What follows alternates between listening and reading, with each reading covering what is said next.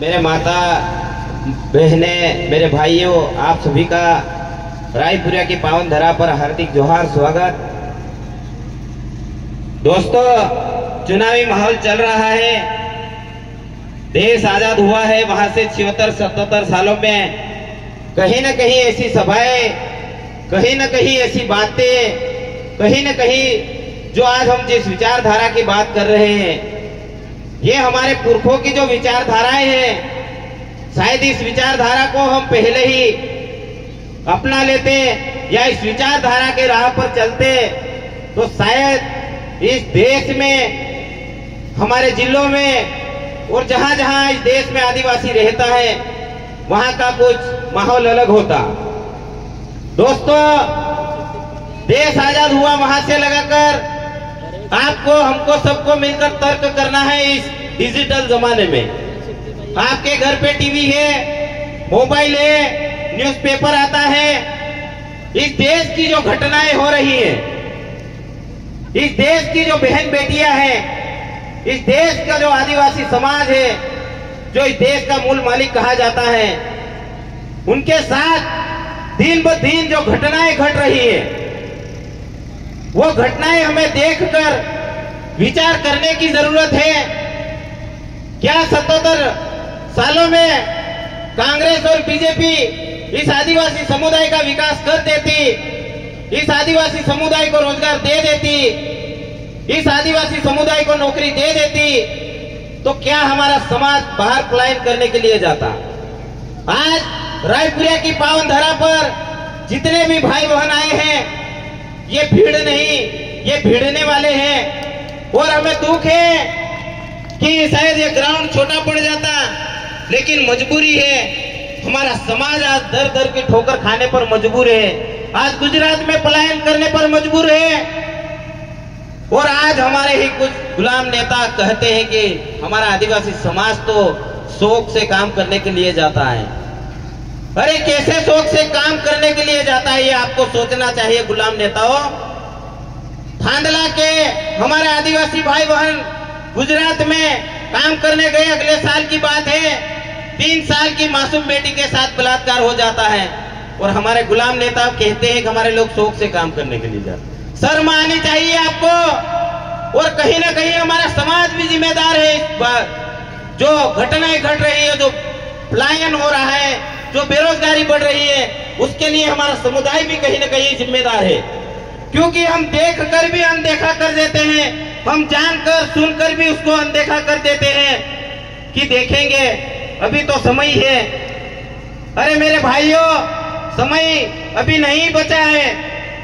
मावजी महाराज ने 400 साल पहले भविष्यवाणी की थी बेड़का बेरेश्वर में कि 4 जुगनो सेलो वारो आवेगा, वायरे वात आएगा, बड़द नो बाहर उतरेगा, डोरे डोरे दीवा बढ़ेगा, जागी जाते काले नहीं ते पीढ़े पीढ़े लात खागा।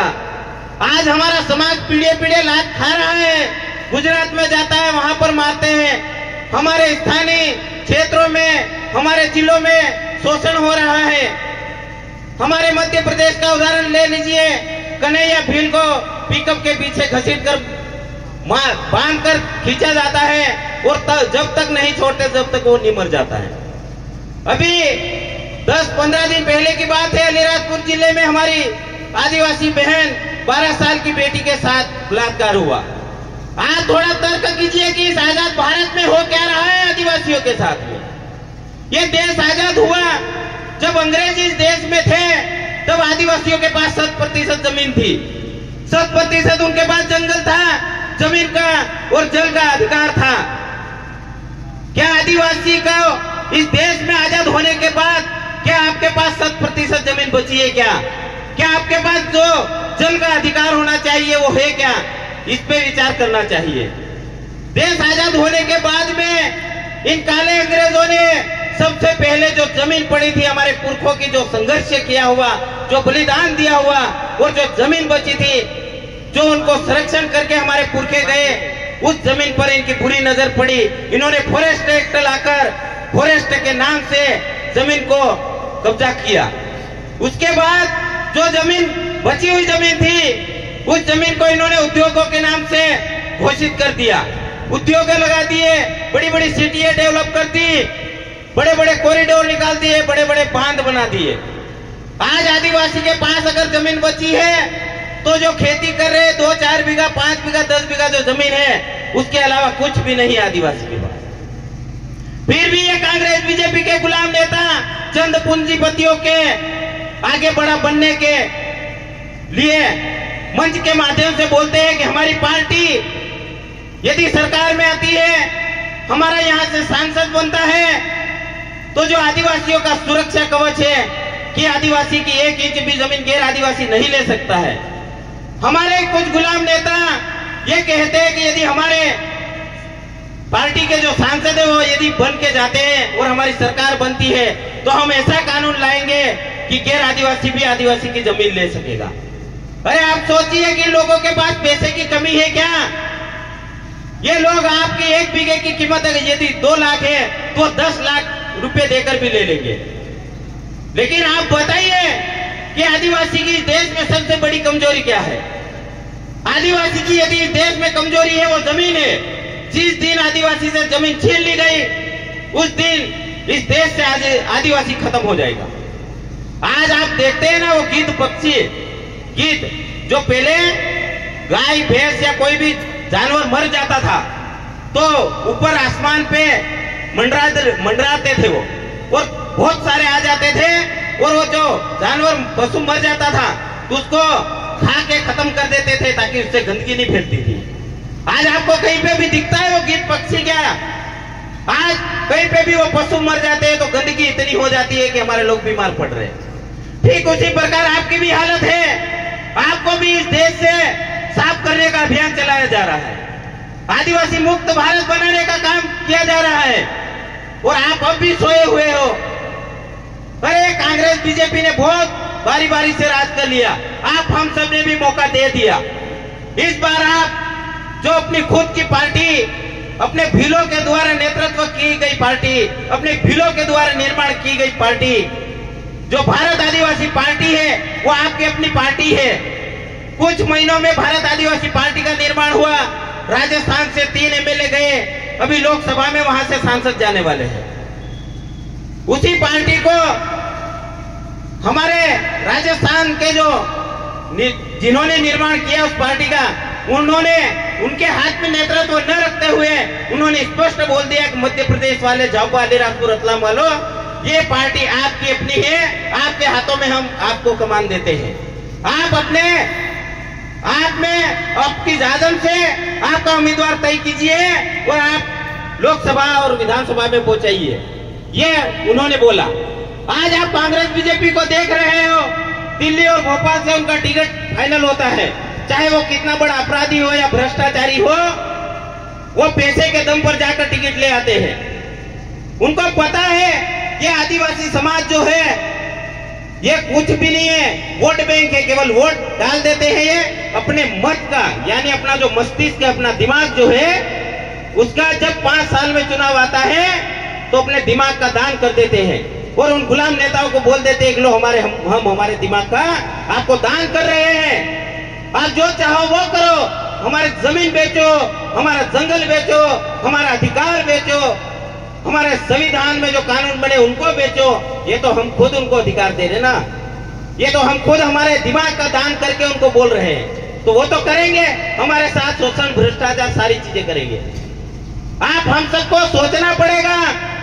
आज तक अपने मत का दान किया है, इस बार अगर इनको कमल कांग्रेस को इनकी औकात दिखाना है तो मत का अधिकार का उपयोग कीजिए। आपके मत का दान मत कीजिए, मत के अधिकार का उपयोग कीजिए। आप ये मत सोचिए कि भाई बालू सिंह जी गामड़ भारत आदिवासी पार्टी से उम्मीदवार हुए हैं, या आपकी जाजम से रतलाम, झाबुआ, अलीराजपुर की जनता ने तय किया है बालू सिंह जी गामड़ को। जमीन से उनका नाम गया है, कोई दिल्ली, भोपाल या राजस्थान से नाम नहीं आया, या राजस्थान से टिकट नहीं लाए। आप ये मत सोचिए यार बालू भाई अभी आए हैं, अभी तो आदिवासी एक नहीं हुआ है, अभी समझिए पाड़िए गए।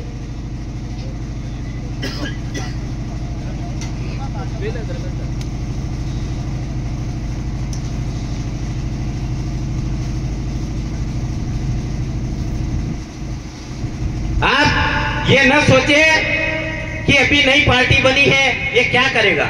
यदि राजस्थान का आदिवासी ये सोच लेता कि अभी कुछ ही महीनों में ये पार्टी बनी है, ये क्या कर दिखाएगा।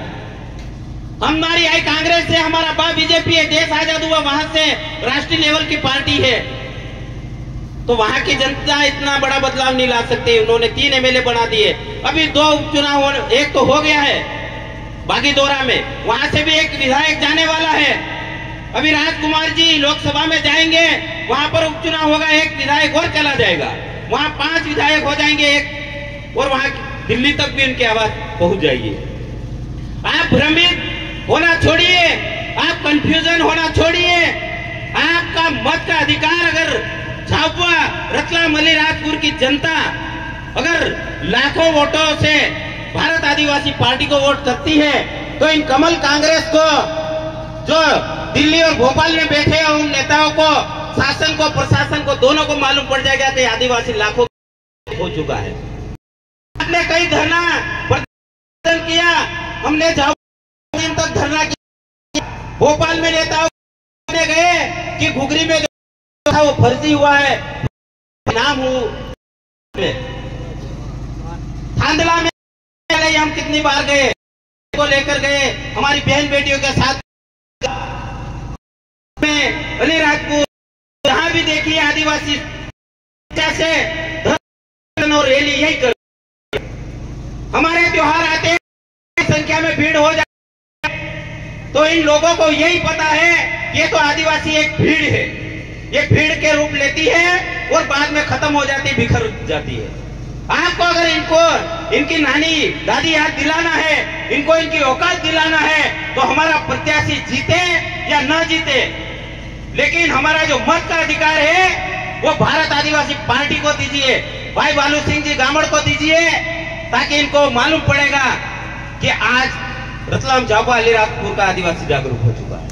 आज जब तक वोट में, लोकतंत्र में हिस्सा नहीं लोगे, वोट का सही से अधिकार का उपयोग नहीं करोगे, तब इन लोगों को यही लगेगा कि ये लोग भीड़ है। कांग्रेस बीजेपी करते करते हमारी कई पीढ़ियां खत्म हो गई। हमारा जंगल लूट लिया, जमीन लूट लिया, हमारे जल पे अधिकार कर लिया।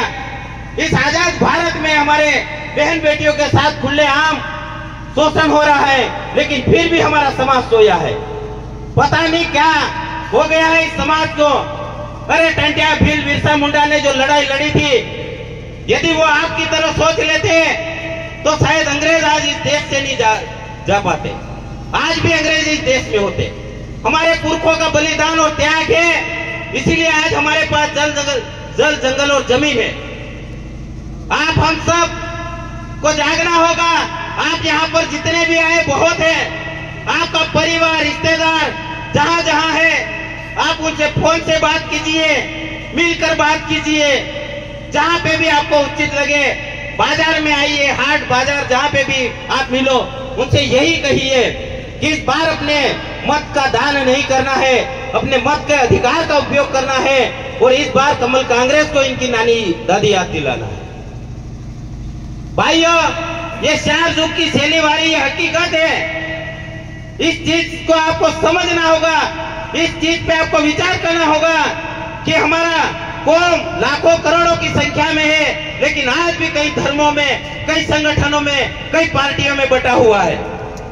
इसलिए आज हमारा शोषण हो रहा है।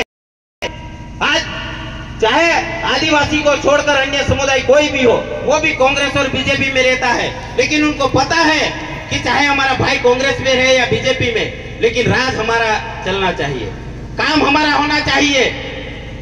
आज आदिवासी टुकड़ों टुकड़ों में भाई भाई अपने आप में लड़ा जाते हैं, झगड़ा जाते हैं, चुनाव आता है। आप हम सबको सोच समझकर अभी 2 या 3 दिन 4 दिन बचे हैं, इस भारत आदिवासी पार्टी को वोट कराइए अधिक से अधिक, और अपने हक अधिकार को अगर बचाना है, लोकतंत्र को बचाना है, संविधान को अगर बचाना है, कि आपके पास आखिरी समय है और आखिरी चुनाव भी हो सकता है, इसके बाद राजतंत्र अगर लागू हो गया तो आप अपने पुरखों की तरह, टंटिया भील बिरसा मुंडा की तरह के हथियार, तीर कमान गोफड़ से आप इन लोगों से लड़ाई लड़ सकते हो क्या? नहीं लड़ सकते हो। आपको लोकतंत्र में हिस्सा लेना पड़ेगा, वोट का अधिकार है, उसी से आप अपने हक अधिकार को सुरक्षित कर सकते हो। जोहार, जिंदाबाद, जय हिंद।